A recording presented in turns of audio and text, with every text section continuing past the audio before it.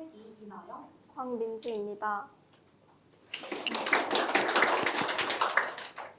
오늘 행사가 열린 역사관은 올해 개관 9주년으로 2015년 11월 12일부터 현재까지 한양의 역사를 기록하고 담아왔습니다. 혹시 여러분 역사관이 원래 문관이었다는 사실을 알고 계시나요? 네, 1954년에 지어서 우리 대학 본관으로 분행했던 이 건물은 신문관이 지어진 2009년 이후 리노베이션을 거쳐 역사관으로 재탄생하게 되었습니다. 오늘 토크 콘서트는 교수님의 강연 후 질의응답 시간을 가지고 간단한 퀴즈를 마지막으로 마치겠습니다. 올해 토크 콘서트는 역사관 개관을 기념하는 행사로 올해는 실내건축디자인학과 김석훈 교수님을 모셔봤는데요. 혹시 한양대학교 역사관 미래방에 와보신 적 있으신가요? 저희가 현재 있는 이곳 올해 3월 새로 리모델링한 역사관 미래방을 디자인해 주신 분이 바로 김석훈 교수님이십니다. 교수님께서는 학부로 한양대학교 실내환경디자인학과에서 이학사를 취득하셨고 동대학원 실내건축디자인학과 박사과정을 수료하셨습니다. 현재는 한양대학교 교수직뿐만 아니라 공간 디자인 스튜디오 익센트릭의 설립자로 활동하고 계십니다. 또한 2024년 세계 3대 디자인 어워드로 불리는 독일 IF 디자인 어워드 인테리어 앤 건축 부문에서 수상하셨습니다. 오늘 귀한 발걸음을 해주신 김석훈 교수님을 큰 박수로 맞이해 주시길 바랍니다.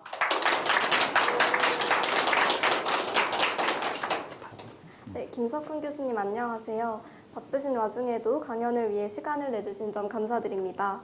그럼 지금부터 토크 콘서트를 시작하도록 하겠습니다. 네, 오늘 교수님께서 좋아 보이는 공간의 비밀이라는 주제로 강연을 준비해 주셨다고 하는데요. 교수님의 인사 말씀을 시작으로 한양인에게 전하고 싶은 이야기를 들어보도록 하겠습니다. 네, 박수 한번 주세요. 네, 반갑습니다. 한양대학교 실내건축디자인학과 학과장을 맡고 있는 김석훈이라고 합니다. 반갑습니다. 우선 앞에 간략하게 제 소개를 해주셨는데요. 제가 여기 한양대학교에 부임한 지는 이제 3년 차 된 것 같고요. 2022년부터 함께 했는데 교수인 동시에 저는 이제 올해로 17년 차가 된 공간 디자이너이자 건축가입니다. 그리고 오늘 제가 준비한 특강 제목이 좋아 보이는 공간의 비밀이라고 적었는데 비슷한 이름의 책인 좋아 보이는 것들의 비밀 공간 디자인 그리고 공간 디자인을 하면서 배운 101가지라는 책을 집필한 바가 있습니다. 좀 몇 가지 대표 프로젝트들을 한번 보여드리도록 할게요. 제가 2018년부터 제 이름을 걸고 좀 작업들을 시작을 해왔는데 지금까지 한 6년간 했던 프로젝트 수를 세어보니까 한 30개 내지 40개 정도 되는 것 같아요. 보시는 이미지들은 이러하고요. 하나하나 조금 보여드리자면은 2022년도에 강남에 오픈한 보코 서울 강남이라는 인터컨티넨탈 계열의 호텔을 디자인한 바가 있고요. 그리고 2023년에 경기도 의정부에 위치한 아나키아라는 대형 복합 카페를 오픈한 적이 있었고, 그리고 2023년에는 송우원이라는 주거 프로젝트, 그리고 작년 2023년에 경동시장 안에 이제 더 윌로라는 전시장을 오픈을 하기도 했습니다. 그래서 보여드린 프로젝트들 같은 경우는 감사하게도 좀 좋은 호응으로 IF 디자인 어워드라든지 레드닷 어워드, 국내 이제 골든 스케일 어워드나 명가 명인상 등의 이제 상들을 수상한 바가 있고요.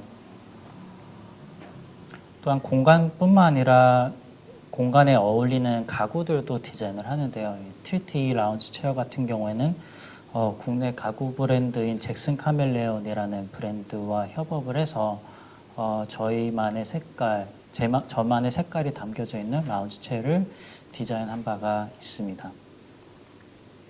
그리고 여기 계시는 여기 역사관 미래방을 저희가 디자인을 해서 저희 석사생들과 진행을 했었고, 지금 보이시는 이미지가 그 당시에 이제 학생들과 함께 작업을 했었던 그 그러한 투시도 이미지 보시고 계십니다. 그리고 최근에 가장 근래에 마무리했던 프로젝트 같은 경우는 올해 9월에 명동에 오픈하게 되었던 또 다른 인터컨티넨탈 계열의 벚꽃서울 명동을 공연부와 객실부 모두 디자인한 바가 있습니다. 그래서 오늘 가장 큰 주제인 좋아 보이는 공간이란에 대해서 좀 고민을 같이 해볼까 합니다. 요즘 특히나 좋아 보이는 공간에 대한 많은 분들의 관심과 저 또한 고민들이 있는데요. 이렇게 된 계기가 가장 큰 결정타는 저희가 몇 년 전에 직접적으로 겪어보게 된 코비드 팬데믹 때문이 아닐까라고 생각을 해요. 저 또한 많은 영향을 받게 되었던 그런 시기와 사건이었던 것 같고요. 그 계기로 온라인과 오프라인에 대한 개념과 그런 공간에 대해서 많은 고민이 되었고, 또한 그 구분에 있어서도 좀 더 명확해진 것 같습니다. 예전에 오프라인에서 구매를 할 수 있었던 것들은 당연하게도 이제 자연스럽게 온라인에서 충분히 그것도 편하게 구매를 할 수 있게 되면서 오프라인 공간들에 대한 그 당위성 그리고 오프라인 공간이 있어야 하는 이유에 대한 고민들이 많아지는 시점인 것 같아요. 그런 것들의 가장 큰 부분은 경험, 그리고 그 경험의 가치를 통한 오프라인의 어떠한 당위성이 중요해진 시점이지 않을까라고 생각하는 부분입니다. 저희가 아무래도 저희 학교가 성동구에 위치해 있으니까 가장 가까운 성수동 많이 가실 거라 생각이 되는데요. 성수동에 현재 되게 많은 팝업 스토어들이 열리고 있고, 그리고 많이 가보시고 계실 거라 생각을 합니다. 근데 이제 개수를 좀 잘 찾아보면은 대략 한 달에 90개 정도의 팝업 스토어가 열렸다가 없어진다고 해요. 그렇게 따지면은 일주에 적어도 한 20개 이상의 해당되는 팝업 스토어들이 새로 생겨나고 새로 없어지고 그런 과정들을 계속해서 이루어지고 있는데, 이런 과잉이라고 할까요? 혹은 되게 과부하적인 어떠한 오프라인 공간의 상황 속에서 저희가 어떠한 공간들을 좋아 보인다고 바라봐야 될지에 대해서 한 번쯤 다시 생각해 볼 그런 상황이지 않을까라고 생각합니다. 그래서 저는 좋아 보이는 공간은 되게 오리지널 그리고 본연의 가치를 추구하는 그런 공간들이 좋아 보이는 것이 아닐까라고 저는 생각하고요. 이렇게 본연의 가치를 추구하는 공간들은 남녀노소 그리고 세대를 불문하고 좋아 보일 수밖에 없는 그런 공간이지 않을까라고 생각합니다. 그럼 여기서 궁금해하실 포인트가 그걸 것 같아요. 본연의 가치를 추구하는 방법은 무엇일까라고 했을 때 저는 항상 할 수 있는 말이 그 상황에서 주어진 맥락을 이해하고 담겨진 공간이 본연의 가치를 추구하는 그런 공간이지 않을까라고 저는 생각을 합니다. 그래서 저 같은 공간 디자이너들은 공간을 디자인하고 기획하기에 앞서서 주어진 맥락들을 이해를 하고자 하는 바가 우선적이라고 보면 될 것 같아요. 저도 맥락이란 단어를 그냥 입버릇 하듯이 많이 쓰긴 했지만 좀 다시 한번 찾아보다 보니까 써있는 바를 그대로 썼는데 사물다일과 서로 이어져 있는 관계나 연관이라는 단어이고요. 비슷한 단어들 찾아보면은 관계, 맥, 앞뒤, 가닥 이러한 단어들이 좀 연관이 많이 돼 있는 것 같아요. 그래서 디자인을 기획하고 설계를 하기에 앞서서 제일 중요한 거는 그 디자인의 큰 축 그리고 디자인의 방향성을 잡는 일인데, 그 디자인의 방향성을 잡기 위해서 그 주어진 상황에서의 환경의 맥락이라든지 그 주어진 프로젝트의 시간의 맥락, 혹은 되게 유서가 깊은 공간이라면 그 역사의 맥락이라든지 또는 사람 간의 관계에서의 맥락을 통해서 저는 좀 방향성을 찾고자 하는 바가 큽니다. 우선 그 환경의 맥락에 대해서 좀 설명해 볼 프로젝트가 제가 2023년에 완공했던 아나키아라는 프로젝트고요. 감사하게도 되게 다양한 상들을 수상하게 되어서 저한테도 되게 뜻깊었고 그만큼 고민도 많고 치열하게 했던 프로젝트인 것 같아요. 물론 제가 공간 디자인을 전문적으로 좀 더 집중하는 바가 크지만 건축 프로젝트만큼 좀 길었던 프로젝트인 것 같아요. 설계를 1년 반 했었고 시공 또한 1년 반 동안 했었던 총 3년간의 프로젝트였고요. 이게 보시는 게 위성 사진인데 이 프로젝트를 시작하기 앞서서 제가 이해하고자 했던 맥락은 그 환경이었어요.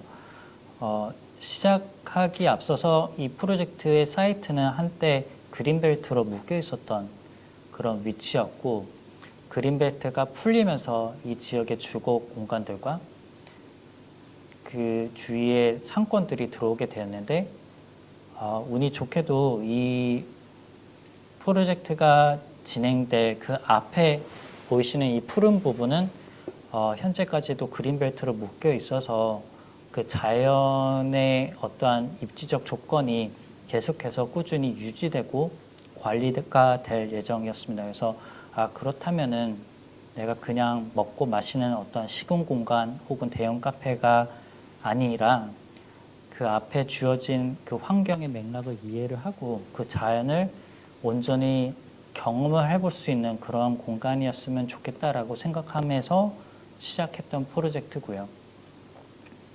그래서 이게 컨셉 스케치였어요. 지하 4층, 지상 5층에 해당되는 총 9개 층의 대형 공간이었는데 아무래도 층수가 올라갈수록 여러 경험들이 각 층에서 일어나길 바랬고 가장 아까 말씀드린 주안점이 자연의 경험을 경험한다고 했을 때 그 외부로 통창에서 바라보는 그 자연뿐만 아니라 그 내부에서의 자연들까지도 자연의 요소들까지도 어떻게 보면은 겹쳐지고 레이어링이 되면서 되게 풍부한 공간의 경험이 되기를 바랬던 게 주안점으로 작용했습니다.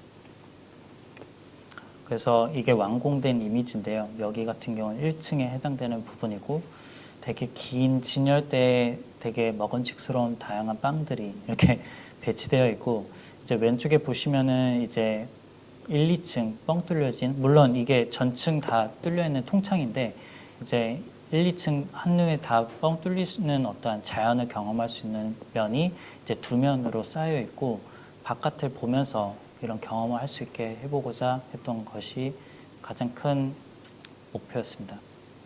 그래서 창가를 따라서 이 가장자리에 따라서 손님들이 자연스럽게 둘러앉아 바깥의 풍경을 바라보면서 커피와 빵을 즐기길 바랬고 더 안쪽에 들어오면 들어올수록 어떻게 보면은 사람들의 가르죠.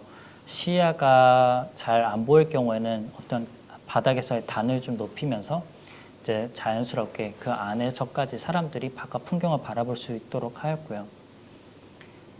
그 내부에서는 이제 어떻게 보면 더 이제 식물이라든지 자연적인 요소들을 끌어들여서 바깥의 풍경과 그 실내에서 느끼는 어떠한 자연들이 겹쳐지면서 더 풍부하게 공간을 즐길 수 있도록 해보고자 했던 부분입니다.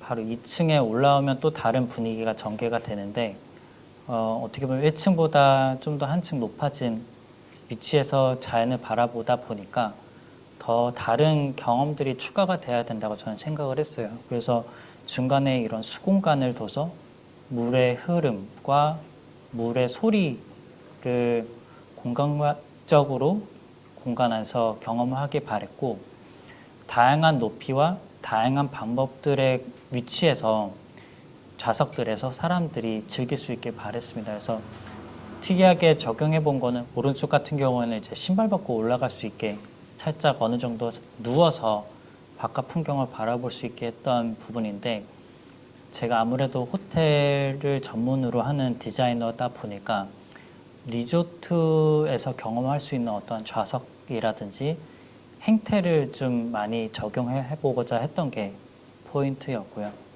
그래서 이제 선베드라든지 카바나에서 누워서 즐길 법한 어떠한 경험이 카페에서도 적용이 되면 좋겠다라는 생각으로 디자인을 해본 부분이고, 흥미롭게도 지금 가보시면은 제일 많은 분들이 선점하고자 하는 자리이기도 하고 가장 오래 머무는 자리이기도 한다고 합니다.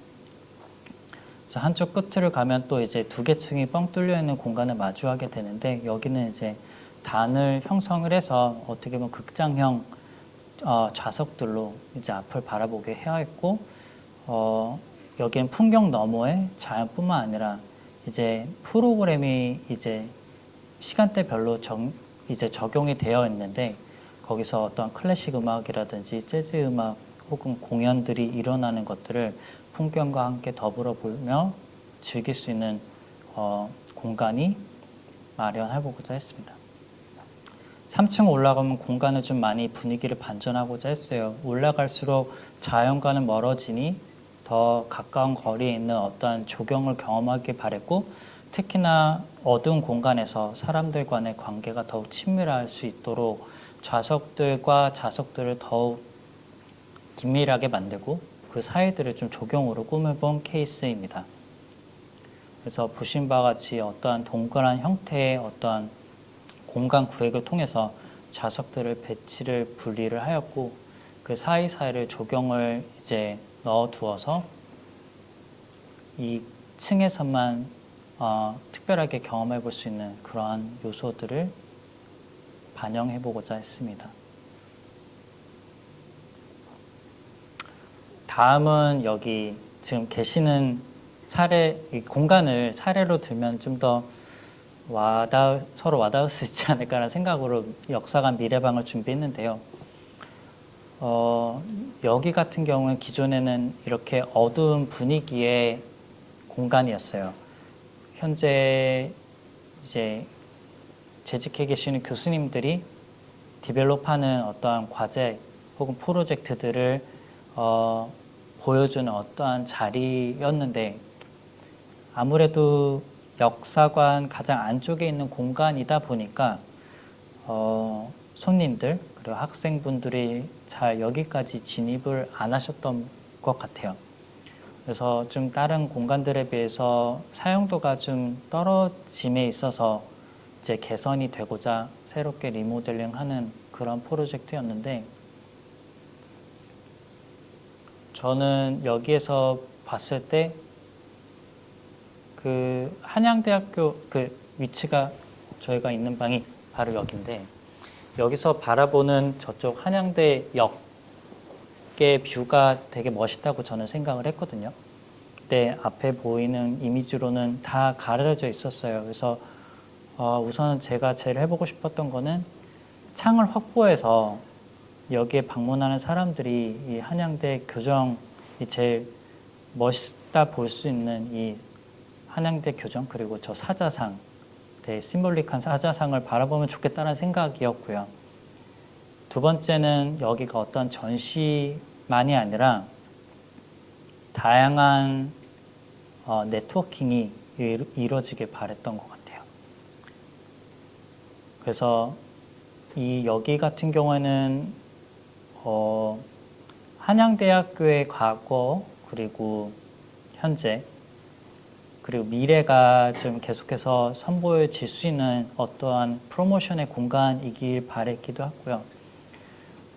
아직 제가 알기로는 담겨있지는 않는 걸 알고 있는데, 혹여 이사장님과 혹시 총장님께서 시간이 되신다면 이쪽에 홀로그램에서 나오셔서 어떠한 설명을 해주셨으면 하는 그러한 어떠한 기대감으로 이렇게 투시도를 만들어 보기도 했었고, 여기가 어떠한 강연 내지 어떠한 컨퍼런스, 세미나 같은 것들도 되게 다양하게 다채롭게 이어질 수 있을 거라 생각을 해서 이런 강의 형태도 적용이 될 수 있겠지만은 어떠한 네트워킹, 공간으로서 외부 손님들도 맞이하고 할 수 있는 공간으로 다목적의 역할을 했으면 좋겠다는 생각을 하게 되었습니다.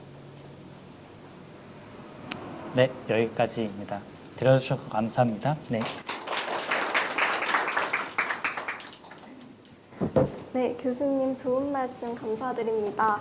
오늘 강연이 여러분들에게 큰 도움이 되었기를 바라며 앞으로 한양을 빛낼 수 있는 인재가 되기를 소망합니다. 네, 지금까지 교수님의 이야기를 들었다면 이제부터는 많은 분들께서 작성해 주신 사전 질문지를 바탕으로 교수님께서 답변해 주시는 Q&A 세션을 가져보려고 합니다. 잠시 자리를 옮기도록 하겠습니다. 질문지를 작성해 주신 여러분들께 감사드립니다. 네, 시간 관계상 모든 질문에 답을 할 수 없다는 점 양해 부탁드리며 질문지를 교수님께서 지금부터 뽑아주시면 되겠습니다. 첫 번째 질문으로 첫 번째 거를 뽑아볼게요. 네. 디자인 발전 과정에서 참고나 영감을 받기 위해 하는 것, 보는 곳이 궁금합니다. 저희 같은 디자이너들은 되게 다양한 것에서 영감을 받는 것 같아요. 특히나 저는 이 질문을 되게 여러 군데에서 그리고 학교에서 학생들한테도 많이 받는 편인데 저는 항상 학생들한테 먼저 추천하는 거는 책을 좀 많이 읽으면 어떨까라고 얘기하거든요. 근데 제가 할 말은 아닌 것 같아요. 제가 여러분 나이 때는 솔직히 중앙도서관 잘 안 갔던 것 같아서 저도 책하고는 좀 멀었던 것 같은데 뒤늦게 많이 읽기 시작을 한 것 같고요. 돌아가면은 많이 찾아가 볼 것 같다는 생각이 들더라고요. 그래서 전 요즘에 좀 더 오히려 학생 때보다 더 많이 가는데 책을 읽는다는 건요. 책은 정말 10,000원 내지 20,000원으로 남의 지식을 쉽게 얻을 수 있는 방법인 것 같아요. 그 저자 내지 그 사람은 몇 년간 본인들의 경험과 어떠한 연륜을 통해서 얻은 지식인데 저희가 단 20,000원이라는 가격으로 남의 지식을 그렇게 쉽게 살 수 있다는 거는 너무 매력적인 일이라고 저는 생각하거든요. 정말 방대한 그런 지식들을 책을 읽으면서 경험하기에 간접적으로 경험하기에 너무 좋은 기회인 것 같고 그 지식들을 통해서 좀 작업을 디자인하고 그걸 풀어내는 과정에 좀 많이 활용하고자 하는 바가 크고요. 그리고 제가 직접적으로 경험하고자 하는 방법 중에 가장 큰 건 좀 여행을 많이 다녀보려고 해요. 여행이라고 하는 건 물론 놀러 가는 거니까 재밌다고 생각을 할 수 있지만 저는 다른 시각으로 바라보는 게 제가 가는 그 지역에 대한 지역성을 좀 공부하고자 그리고 경험하고자 가는 바가 큰데 그 지역을 가게 되면요. 그 지역의 역사뿐만 아니라 문화 그리고 그런 사회 여러 가지 측면들을 몸소 경험해 볼 수 있는 그런 계기가 되는 것 같아요. 그래서 저는 그렇게 여행을 다니는 지역들을 좀 호기심 있게 열린 마음으로 접하려고 하고요. 그것들을 축적해서 저만의 방식으로 해석하고자 하는 바가 좀 가장 큰 부분인 것 같아요. 그래서 저는 책 읽는 것과 여행이 이미 여러분들도 많이 하시는 거라 생각해서 새로운 거는 아니겠지만은 좀 새로운 시야로 바라보시면 좀 많이 도움되지 않을까라고 생각합니다. 네, 답변 감사합니다. 네, 교수님께서 준비해주신 PPT를 보면서 저도 굉장히 궁금했던 그런 질문이었는데 답변을 해주신 책, 네, 저도 많이 읽어보도록 하겠습니다.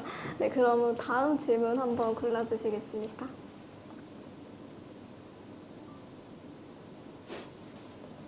네, 일상생활에서 디자인에 도움이 되는 태도와 생각은 무엇일까요? 라는 질문입니다. 이것도 학생들한테 많이 듣는 질문 중에 하나인데 저한테 물어보는 게 교수님 디자이너는 워라벨이 있을까요? 라고 많이 물어봐요. 근데 죄송하지만 디자이너는 워라벨은 없다고 저는 생각합니다. 대신에 저는 항상 하는 말이 워라블이라고 하거든요. 워크와 라이프의 블렌드라고 저는 생각해요. 근데 이 직업은, 이 직종은 정말 좋아하지 않으면 할 수 없는 부분인 것 같아요. 그러니까 9 to 6 시간에 맞춰서 제가 끊는다고 끊기는 일도 아니고요. 잠자면서도 일 생각이 나고요. 샤워하면서도 일 생각이 나는 것 같고 놀러 가서도 일 생각이 나거든요. 그러니까 일 생각이 난다는 게 스트레스라기보다는 내가 뭘 좋은 걸 봤을 때 그게 내가 하는 작업에 도움이 되겠다라든지 어떤 영감이 떠오르는데 이런 개념들을 바라봤을 때는 워라밸을 추구하시는 분들 같은 경우는 진짜 피곤하겠다라고 볼 수는 있겠지만 디자인이라는 거를 너무 사랑하고 즐기는 사람의 입장에서는 그 구분을 하는 게 무의미해지는 그런 상황이지 않을까라고 생각합니다. 그래서 저는 워라밸을 잘 추구하는 디자이너가 되길 바라고, 그리고 그렇게 생각하는 저만의 태도와 생각이 좀 많이 저한테도 도움이 많이 되는 것 같고 스트레스를 좀 덜 받는 편인 것 같아요. 네, 답변 감사합니다. 그럼 이어서 바로 다음 질문 한번 골라보도록 하겠습니다.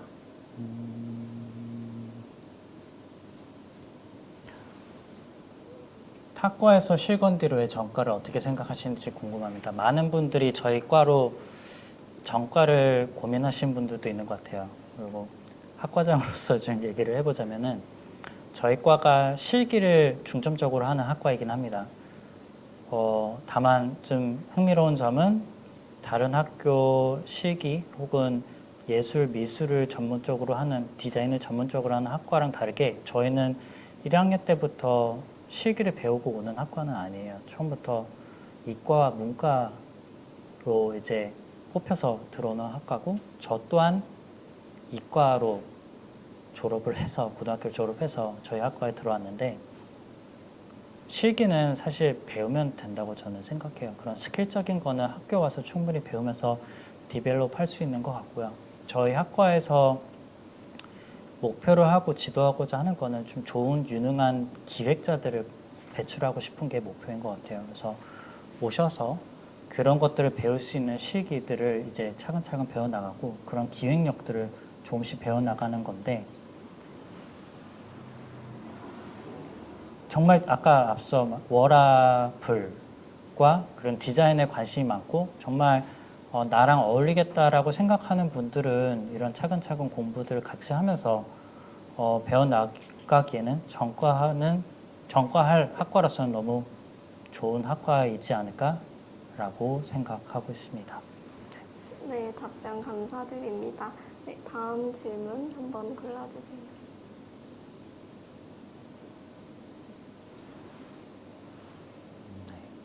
네, 학생들을 가르치시면서 지도자로서의 목표가 있으실까요? 제가 지금 가르치고 있는 학교가 저 또한 졸업한 학과예요. 제가 입학했을 때는 몇 안 되는 기수들이 있었거든요. 저는 학과가 생기고 나서 5기였고요. 그래서 선배님들 같은 경우에도 졸업생들이 많이 배출되지 않았던 상황이긴 해요. 근데 현재 이제 어느 정도 시간이 지나고 이제 20년, 뭐 이제 20몇 기까지 이렇게 하면서, 그리고 저 또한 다시 학교로 돌아오면서 많이 학과도 발전되고 많이 자리 잡아가고 있다는 게 느껴지는데, 제가 지도자로서 목표는 계속해서 좀 탄탄한 그리고 좋은 기획력을 가진 디자이너 후배들이 앞으로도 많이 양성이 됐으면 좋겠다는 생각이고요.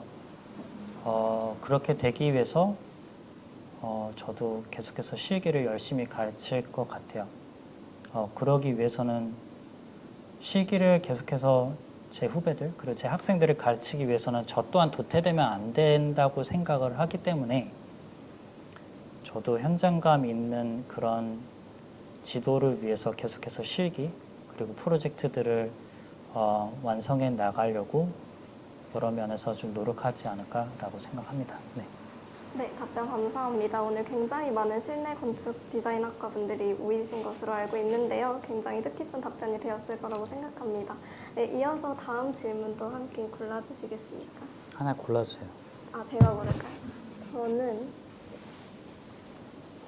제가 이 질문지를 구성하면서 굉장히 많은 질문들을 봤었는데 또 고르려고 하니까 쉽지 않네요. 혹시 요즘 실내 건축 트렌드는 혹시 무엇일지 말씀해 주세요. 가장 피하려고 했던 질문이긴 한데 아, 되게 디자인이라는 분야 외에도 현재 K라는 단어가 붙으면서 해외에 뭐 K-팝 뭐 또 뭐가 있을까요? K-푸드 뭐 여러 가지 한국적인 거를 대변하는 어떠한 문화적인 수식어들이 이제 많이 알려지고 해외에서도 많이 관심을 갖는 부분인 것 같아요. 그러면서 예외가 아닌 게 K 디자인인 것 같거든요. K 디자인이라고 바라봤을 때 되게 저희 업계에서도 그렇겠지만 업계에서도 그렇겠지만 한국적인 디자인이 무엇인가에 대한 관심이 좀 많은 것 같고요. 그러면서 자연스럽게 한국적인 공간에 대한 고민들과 그게 사람들이 많이 찾으면서 지금 현재 좀 이슈화되고 트렌드가 되고 있는 부분이지 않을까라고 생각합니다. 그 중에 가장 단편적인 예로 공간도 공간이지만은 뭐 매해 열리는 공예 페어라든지 그런 데서 많은 분들이 관심 갖고 방문을 하고 참가를 하면서 그런 공예적인 것들이 이제 한국성을 나타내는 부분들을 더 관심 있게 보게 되고 그게 자연스럽게 이제 디자인과 공간에까지 확장되고 있다고 저는 느껴지고 있어서 요즘 많은 분들이 관심이 가고 저 또한 많이 관심이 가는 부분이 이제 한국적인 디자인에 대해서 요즘 많이 보이는 것 같습니다. 네. 네, 답변 감사드립니다. 네, 다음 질문은 이제 교수님께서 한번 네. 물어주세요.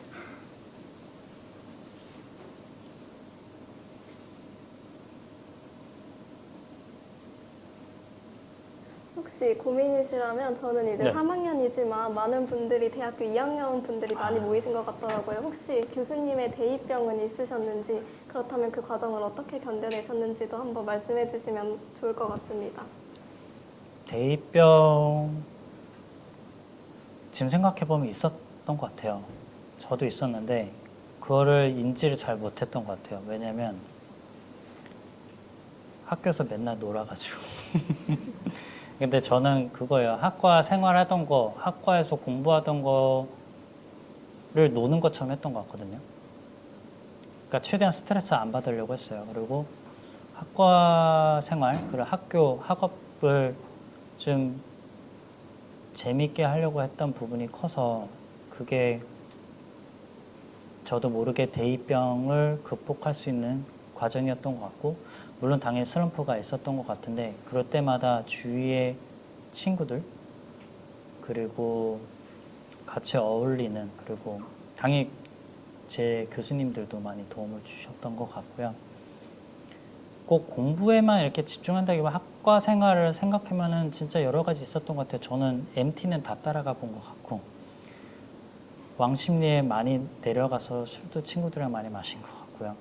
근데 그런 것들이 하나하나가 공부가 아닌 거라고 해서 가치가 좀 떨어진다기보다는 결국에는 어떠한 사회적인 것도 배우는 것 같고 인간관계도 배우는 과정이라고 생각하고요.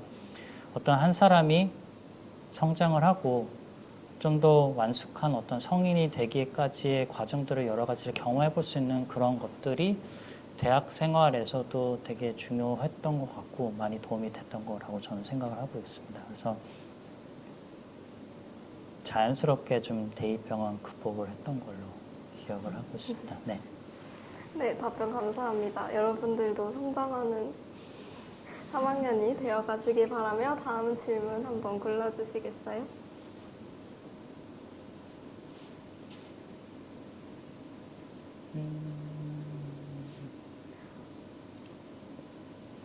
사실 이 질문도 굉장히 흥미롭다고 생각했던 질문인데 의류학과 다중 전공을 희망하는 하는데 미적 예술적 소양을 기르는 것이 중요하다는 생각이 들었다고 합니다. 어떤 노력을 하면 좋을지 단순히 그림 실력을 늘리는 것과는 별개의 문제라는 생각이 들었다고 하는데요. 이에 대해서 어떻게 생각하시는지 한 말씀 부탁드립니다. 이거는 기술적인 스킬의 중요도를 떠나서 그것보다 더 기본적으로 그걸 본질적으로 좀 공부하면 도움이 많은 되는 것들이 되게 학문적으로 많은 것 같아요. 스킬을 고민하기 이전에 미술사에 대해서도 고민해 볼 수 있고요. 예술적 본인의 어떠한 감도 내지는 예술적 소양을 키움에 있어서는 사회학을 공부해 볼 수도 있다고 저는 생각하고 인류학을 공부해 볼 수 있다고 저는 생각하고 또한 심리학에 대해서도 공부를 해볼 수 있다고 저는 생각해요. 그러니까 저희 같은 디자이너들은 그냥 건축책만 본다고 그리고 미술 관련된 어떤 스킬을 향상시킨다고만 될 게 아니고 본인의 본질적인 어떠한 백그라운드와 어떠한 그런 본인의 바탕을 만들어내기 위해서 되게 방대한 양의 공부를 한다고 했을 때 다른 분야로 많이 눈을 돌려서 보면 좋겠다고 생각하고요. 특히나 저는 인류학 그리고 심리학에 대해서 좀 많이 관심이 있었어서 학생 때 그쪽으로 좀 많이 파보고 공부를 해봤던 것 같고요. 그게 지금까지도 제가 디자인을 하면서 많이 도움이 되는 어떠한 소양이었다고 저는 생각합니다. 네. 네, 답변 감사합니다. 네, 혹시 다음으로 답변하고 싶은 질문이 있을까요?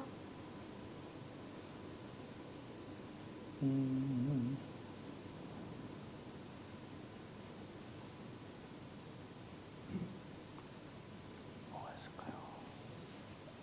그렇다면 이제 교수직과 함께 회사 운영과 여러 대회도 참여하시는데 지금까지 해온 과정에서 어려움이나 꼭 해보기를 추천하는 디자인 관련 경험이 있으실까요?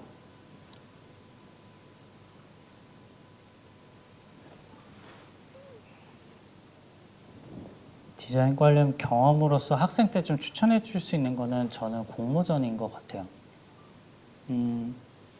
공모전 수상의 유무가 중요하다기보다는 공모전에서 주어진 어떠한 요강 내지 어떠한 그런 조건들을 이해를 하고 그 이해를 바탕으로 내가 어떠한 전략적 접근을 할 수 있는지에 대해서 좀 사고를 하고 고민을 해보는 시간을 많이 가져보면 어떨까라고 생각해요. 물론 요즘에는 공모전 많이 하시면서 스펙으로 또 고민을 많이 하시는 부분도 있겠지만 그보다 더 본질적으로 생각을 해봤을 때 주어진 바에 대해서 어떻게 내가 전략적 접근을 할 수 있는지 많이 훈련을 해보시는 거가 도움이 많이 될 거라 저는 생각하고 저 또한 학생 때 방학 기간 동안에 친구들하고 많이 공모전을 했던 것 같아요.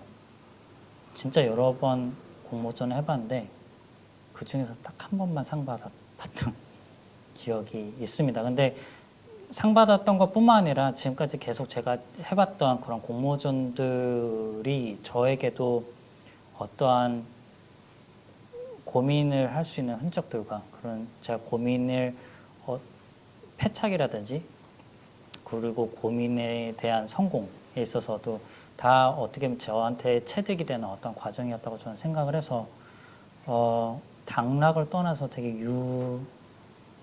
유의미한 그런 시간이었다고 생각합니다. 네, 답변 감사합니다.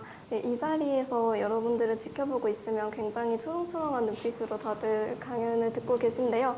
그래서 혹시 이 사전 질문이 아니라 여기 계신 여러분들이 추가로 혹시 질문 드리고 싶은 점이 있을지 여쭤보고자 합니다. 자유롭게 손 들어서 질문해 주시면 되겠습니다. 네. 저는 아까 책 읽는 거 추천해 주셨었는데 그 책에서 교수님이 주로 읽으시는 그 소설 분야가 있는지라고 소설이라든지 아니면 기문학 중에서 역사나 문학이나 인류 심리학이라든지 아니면 건축 관련해서 많이 읽으시는지 궁금합니다. 가리지 않고 좀 읽어보려고 하는 편인 것 같아요. 사실 요즘에 올해는 좀 게을렀던 것 같긴 한데 책을 읽는 거에 있어서 물론 당연히 건축책들도 많이 보는 편이고요. 근데 저는 픽션보다는 논픽션을 좀 더 많이 보는 편인 것 같아요. 그래서 인문학, 그리고 사회학 이런 쪽도 좀 많이 보는 부분들이고 요즘에는 예술학 이런 쪽도 많이 좀 보게 되는 부분인데 좀 피하려고 하는 거는 자기계발서는 좀 피하려고 하는 부분인 것 같아요. 네. 물론 도움이 직접적으로 될 때도 있겠지만은 그거보다는 좀 더 제가 좀 읽으면서 저 스스로 그걸 좀 소화하고자 하는 그 과정을 거칠 수 있는 시간을 좀 드릴 수 있는 그런 책들을 좀 많이 좀 사서 보려고 하는 편입니다. 네. 네, 혹시 다른 분 질문 있을까요?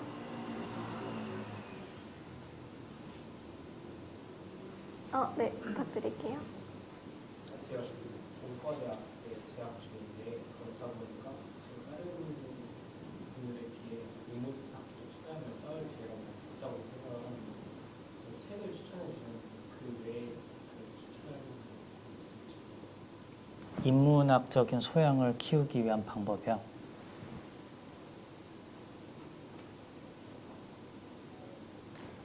저는 더 빠를 수도 있는 부분은 강연도 많이 다녀볼 것 같아요. 특강이라든지 그런 인문학 강연들이 또 많거든요.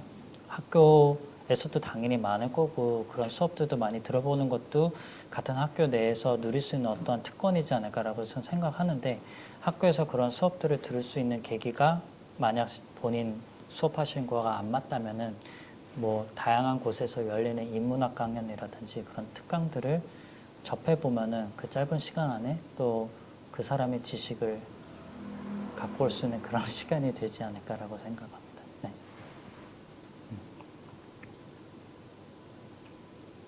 네, 혹시 또 다른 질문 있을까요? 네.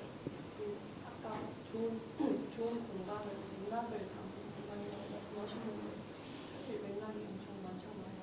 서적의 맥락도 있고 그 공간적인 맥락도 있고 그 중에서 어떤 맥락을 담을지 결정하는 기준이 있을까요? 그 기준은 사실 프로젝트마다 너무 다른 것 같고요. 그 기준을 판단하는 것도 제 주관적인 판단인 것 같아요. 그래서 제가 학생들, 제 수업에서 가르칠 때 앞단에 리서치를 진짜 오랫동안 시키는 편이라고 저는 생각을 하는데 그 리서치를 하는 분석의 과정에 있어서도 있는 그대로 본다기보다는 본인이 해석하고 싶은 방향에 맞춰서 좀 해보라고 하는 편이거든요. 그래서 그 맥락을, 어느 맥락을 내가 뽑아서 그걸 내 프로젝트의 가장 큰 틀로 끌고 가야 될지는 너무 그때마다 다른 것 같고, 프로젝트마다. 근데 되게 신기하게도 프로젝트를 처음, 그리고 그 현장을 처음 가보면 딱 와닿는 포인트가 있는 것 같아요, 항상. 그러니까 운명? 뭔가 이렇게 만나면 딱 와닿는 것처럼 그 공간이 갖고 있는, 그 현장이 갖고 있는 첫인상이라는 게 있거든요. 되게 강렬한 첫인상일 때가 많은데 그 첫인상을 잘 이해를 하고 그거를 좀 끌고 가고자 하는 바가 큰 것 같아요. 그래서 한번 현장 가거나 어떤 뭐 미팅 내지 그런 회의를 하게 되면은 특히나 제가 현장 가게 되면은 진짜 오랜 시간 제가 거기에 있으려고 하는 부분이거든요. 뭐 적어도 한 3시간 내지 반나절, 뭐 길게는 하루 종일 그 현장에 있으면서 느껴지는 것들을 좀 제가 많이 보려고 하고 가기 전에 그 지역 내지 그 공간에 대한 지식과 정보들을 최대한 많이 섭렵을 해서 과연 이 중에서 내가 맥락화할 수 있는 어떤 정보가 무엇일까에 대한 사전 고민도 많이 하는 편이기도 하고요. 그러면서 그걸 가지고 제가 컨셉화하는데 가끔 틀릴 때도 있는 것 같아요.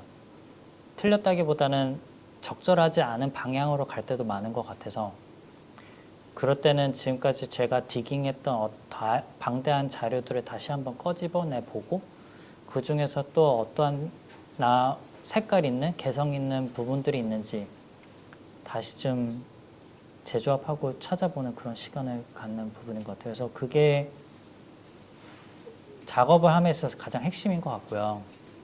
맥락을 찾고 그 맥락을 가지고 디벨롭하는 과정이 가장 핵심이자 가장 시간이 오래 걸리고 가장 피곤하고 가장 힘든 그런 과정이지 않을까라고 생각합니다. 그게 어느 정도 정리가 되면 그 다음부터는 그래도 좀 수월하고 술술술 풀리는 그런 과정이지 않을까라고 생각해요. 네, 이제 시간이 얼마 남지 않아서 한 분의 질문만 더 들어보려고 하는데요. 갑자기 세 분이나 손을 들어주셨어요. 근데 이제 이쪽 곳에서 한 번도 안 한 것 같아서 혹시 두 분이 손 들어주셨는데, 네, 질문 부탁드립니다. 정말 그 개인적으로 옛날부터 갖고 있던 질문이거든요. 그 맥락 얘기를 해주셨는데 저희가 공간 설계할 때나 어떤 가구 같은 걸 디자인할 때 이제 정말 많은 맥락도 고려를 하고 이제 컨셉 같은 걸 요구하기도 하고 이제 엄청난 의미를 이제 부여하려고 노력을 하는데 그것을 과연 사용자가 이해를 할까라는 의문이 들었어요. 왜냐하면 사용자가 특히 저 같은 경우에 공간을 경험할 때 그냥 직관적으로 그냥 공간의 느낌을 받고 그거에 대해서 깊이 생각을 해본다거나 하지 않는데 저희가 이런 의미를 부여하고 맥락을 부여했을 때 그걸 사용자에게 그만큼 전달이 될까하는 의문이 자꾸 들었는데 그럼에도 불구하고 그런 것들이 가치가 있고 의미가 있는지에 대한 교수님 생각이 듣고 싶습니다. 상대방에 전달되길 바라는 메시지가 항상 거창할 필요는 없다고 생각해요. 그게 되게 심플할 수도 있을 거라 생각하고요. 흔할 수도 있을 수도 있다고 저는 생각하거든요. 근데 흔하다고 가치가 없는 건 아니라고 생각하고 쉽다고 그게 가치가 없는 건 아니라고 저는 생각해요. 그때마다 프로젝트마다 그런 어떤 작업마다 접근해야 되는 방식은 맥락의 이해도 마찬가지고 다를 거라 생각하는데 쉽든 아니든 뭐 말 그대로 쉽든 그게 간단하든 사람들한테 그래도 와닿는 포인트만 있다면 저는 되게 중요하다고 생각하고 그 부분보다 더 중요한 건 그 하나의 핵심의 그 의미와 컨셉을 가지고 얼만큼 그거를 끈기 있게 완성도 있게 끌고 가는 야가 디자이너로서의 역할이지 않을까라고 저는 생각을 하고 있어서 항상 어려울 필요도 없고 거창할 필요도 없다고는 생각해요. 물론 그래야 될 때도 있겠죠. 그럴 때도 있을 수도 있겠지만은 항상 그렇게 접근할 거가 아니고 유연하게 그 상황에 맞춰서 그리고 주어진 맥락에 맞춰서 잘 다뤄볼 수 있는 사람이 되게 좋은 디자이너가 될 수 있지 않을까라고 생각합니다.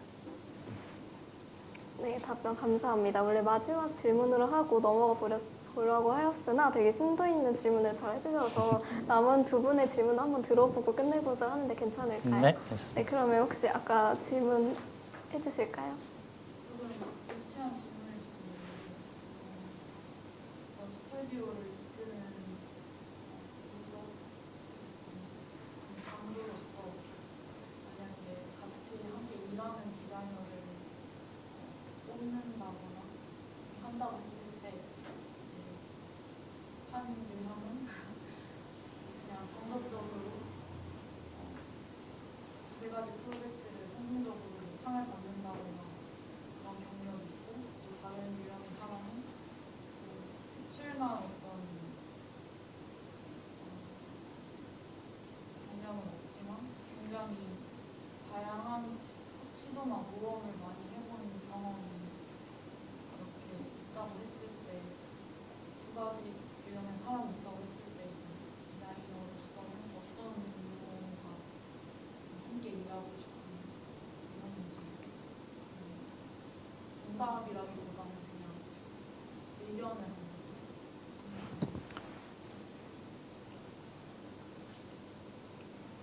제가 작업할 때랑 학생들을 지도할 때는 좀 다르거든요. 학생들을 지도할 때는 좀 많이 유한 편인데 작업할 때는 명확해야 된다고 저는 생각을 해요. 그런 면에서 저는 후자이거든요. 되게 다양한 경험과 다양한 모험 아니면 새로운 시도들을 하는 분들과 같이 작업을 하고 싶은 이유가 그 그분들이 엉뚱한 아이디어를 던진다 하더라도 제가 잡아주면 된다고 생각해요. 리더로서 잡아주면 되는 부분이지 그게 왜 이렇게 써? 엉뚱해. 이게 안 맞을 것 같거든요. 오히려 그런 것들을 제가 어떻게 더 잘 디벨롭 할 수 있는지 같이 고민을 해보여주는 역할로서의 좀 리드 디자이너이지 않을까라고 저는 생각하고요. 오히려 제 머릿속에서 모든 걸 할 수 없기 때문에 제가 하지 못한 어떤 기발한 그리고 엉뚱한 아이디어들이 나온다면 저는 너무 감사할 것 같고 그것들 같이 더 디벨롭 해보고 나갈 수 있는 게 더 성공적이라고 생각해요. 그러니까 디자이너는요. 예술가랑 다르게 혼자 할 수 있는 직업은 아닌 것 같아요. 무조건 팀워크인 것 같고 그래서 저희 학과에서 모든 실기 수업을 팀 작업으로 시키는 이유도 그런 팀워크를 통해서 서로 어떠한 하나의 방향을 통해서 방향을 향해 디벨롭 해볼 수 있는 그런 과정들을 훈련해보고자 그렇게 팀워크로 계속 시키는데 사회에 나가서도 이 업계는 팀워크라고 저는 생각하거든요. 그 과정에서 정말 빛나는 어떠한 가치가 발현되는 순간을 꿈꾸면서 작업을 하게 되는 것 같습니다. 네, 답변 감사합니다. 네, 마지막으로 이쪽에서 질문 한 번 있었던 것 같은데요. 네, 질문 부탁드립니다. 저희 학종당 매 학기마다 팀 프로젝트가 많이 있는데 교수님은 학부 시절에 어떤 역할을 하시는 팀원이셨나요? 굉장히 많은 분들이 고개를 끄덕끄덕하게 하는 질문이었는데요. 저희가 벌써 2주 전인가요? 저희 학과 행사가 하나 있었어요. 실디인의 밤이라고. 졸업생들이 다 와서 이야기를 나누는 시간이었는데 이번에 제 동기가 왔었거든요. 같이 졸업작품을 했던 동기인데 그 당시 치고받고 싸웠었어요. 근데 그때 저는 좀 더 고집도 더 셌던 것 같고요. 아직 미완성의 그리고 불완전한 미완숙의 어떤 사람이자 학생으로서 좀 갇힌 시야 안에서 제가 하고자 하는 말을 되게 많이 더 표출했던 것 같아요. 지금 뭐 웃으면서 얘기하고 우리 그때 그랬지 뭐 이런 얘기를 하긴 하는데 제게 고집 아닌 고집도 되게 많이 부리면서 해왔던 것 같은데 다 그런 과정도 있는 거라 저는 생각하고요. 학생 때. 그리고 거기서 얻어지는 가치도 있다고 저는 생각하는 부분들이고 서로 어떠한 만들어 나가는 그 과정에 있어서 좋은 추억으로는 지금 남아있는 것 같긴 해요. 네. 근데 말씀 여쭤보신 부분에 있어서는 되게 저는 좀 말 안 되는 고집도 많이 부렸던 어떤 그런 사람으로서 팀워크를 했던 그런 것 같다는 생각이 듭니다. 네. 네, 모든 질문에 진심을 다해 답변해 주셔서 감사드립니다. 네, 질문지를 남겨주신 분들의 궁금증이 해소되는 시간이었기를 바랍니다. 네, 질의응답 코너는 여기에서 마무리하도록 하고 마지막으로 오늘 참여해 주신 소감 한 말씀 부탁드리겠습니다. 이 공간이 제가 의뢰를 받았던 게 작년이었던 것 같아요. 네. 그래서 의뢰를 받고 설계를 하고 공사가 완료돼서 이렇게 여러분들과 이 한 공간 안에서 이렇게 있다는 게 되게 뜻깊은데 되게 신기하기도 하고 재밌는 것 같거든요. 그러니까 어떤 머리에서 나오진 하나의 선이 그려지면서 면이 되고 그 면이 공간화가 되면서 이렇게 우리가 들어와 있을 수 있는 어떤 공간으로 만들어진다고 했을 때 되게 뿌듯하면서도 뜻깊은 부분인 것 같고 그리고 그 안에서 함께 이렇게 여러분들과 이야기 나눌 수 있는 시간이었어서 너무 저로서도 뜻깊었던 시간인 것 같습니다. 감사합니다. 네, 오늘 이렇게 귀한 발걸음으로 조근 강연 진행해주신 김석훈 교수님께 다시 한번 감사 인사를 드리며 다시 한 번만 큰 박수 부탁드립니다. 네, 교수님 감사합니다. 감사합니다. 그럼 마지막으로 하이디가 준비한 퀴즈 타임을 진행해 보도록 할 텐데요. 교수님의 강의 내용 및 역사관과 관련된 퀴즈를 가장 빠르게 맞추시는 분들에게 하이디가 직접 제작한 역사관 굿즈를 드리도록 하겠습니다. 네, 첫 번째 질문인데요. 한양대학교 역사관 서포터즈의 이름은 무엇일까요? 근데 제가 가장 빨리 드는 분을 못 봐가지고 하나, 둘, 셋 하면 다시 한 번만 들어주세요. 하나, 둘, 셋. 누가 제일 빨랐나요? 누구요? 아, 이분이 제일 빨랐나요? 네. 하이디요. 네, 정답입니다. 네, 선물 드리도록 하겠습니다.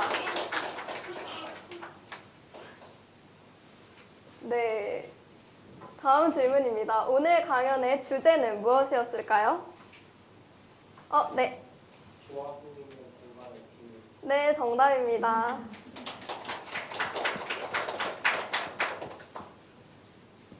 네, 다음 질문입니다. 이곳 역사관은 언제 개관하였을까요? 오, 네. 2015년 오, 네, 정답입니다.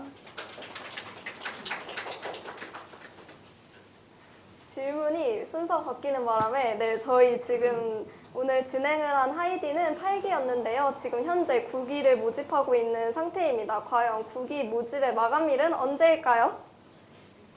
네, 급격하게 손을 들어주시는 분이 사라졌는데 찍어주시면 됩니다. 네, 며칠일까요? 11월 20일. 어떻게 알았죠?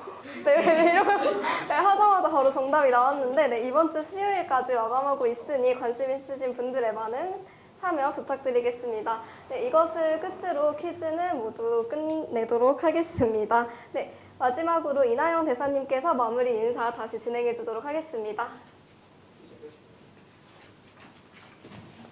네, 이것으로 역사관 9주년 기념 한양 어제와 오늘 그리고 내일을 말하던 콘서트를 마치도록 하겠습니다. 추가적으로 자리를 빛내주신 여러분들을 위해 수정의 장례품을 준비했습니다. 장례품은 구글폼을 통한 청소 조사를 기반으로 선정하였습니다. 모든 분들이 답변을 반영하지 못한 점 양해 부탁드리며 나가실 때 하이디 부서를 통해 수령해 가시길 바랍니다. 저희는 역사관 서포터즈 하이디 8기 이나영 광민주였습니다. 네, 감사합니다.